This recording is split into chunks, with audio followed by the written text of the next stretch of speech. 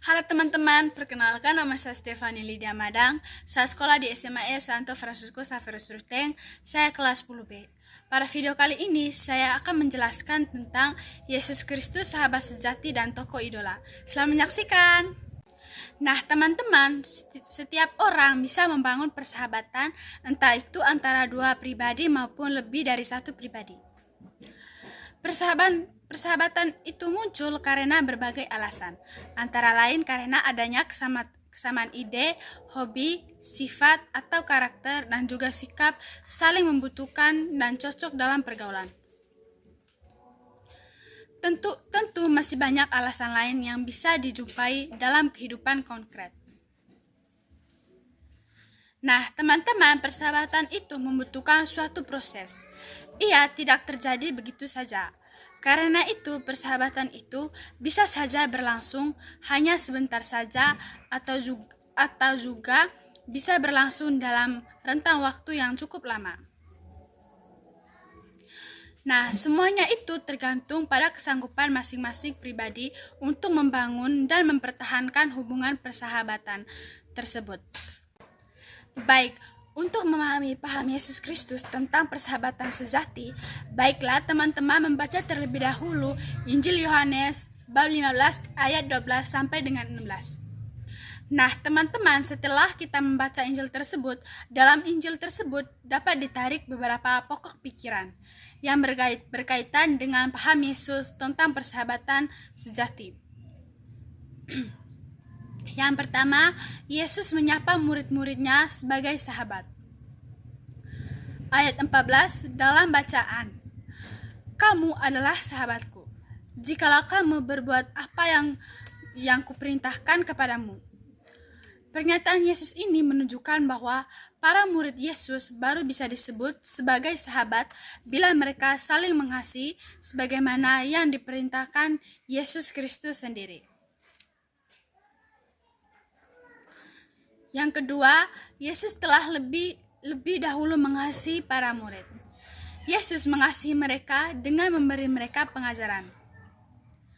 Melihat tanda dan mujizat yang tidak dilihat semua orang, Yesus mendoakan mereka dan kelak Yesus akan mengasihi mereka secara paripurna dan sehabis-habisnya dengan wafat di kayu salib. Yang ketiga, persahabatan Yesus dan para murid bukan sekedar persahabatan biasa. Nah, teman-teman, persahabatan tersebut dilandasi oleh perjuangan bersama tentang apa yang telah didengar Yesus dari Bapanya dan Yesus telah diberitahukan Yesus kepada muridnya, yakni perjuangan untuk memwartakan dan mewujudkan kerajaan Allah. Yang keempat, para murid itu merupakan sahabat istimewa karena Yesus telah menetapkan atau memilih mereka secara khusus di antara banyak orang yang percaya. Nah, keistimewaan itu mengandung konsekuensi bahwa para murid diharapkan mampu menghasilkan buah-buah persahabatannya dengan Yesus dalam kehidupan mereka. Keistimewaan itu diberikan kepada para murid sehingga apapun yang mereka minta kepada Bapa dalam nama Yesus akan dikabulkan. Yang kelima, persahabatan Yesus adalah persahabatan yang kekal yang tidak tergoyahkan oleh pengkhianatan sekalipun.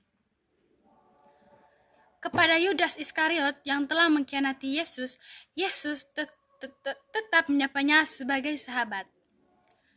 "Hai sahabat, untuk itukah engkau datang?" Matius bab 26 ayat 50.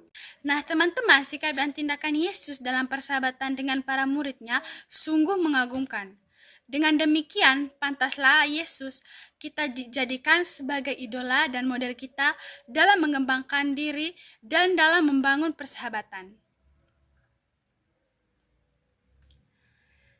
Jadi teman-teman, setelah kita mendalami dan memahami paham Yesus tentang persahabatan sejati, secara jelas bisa dilihat bahwa Yesus adalah tokoh yang dapat dijadikan panutan bagi kaum remaja dan juga para orang tua dari semua lapisan dan golongan. Semua yang telah dilakukan dan dibuat Yesus seperti kepribadiannya, ajarannya, dan tindakannya dapat dijadikan sebagai contoh yang harus diikuti.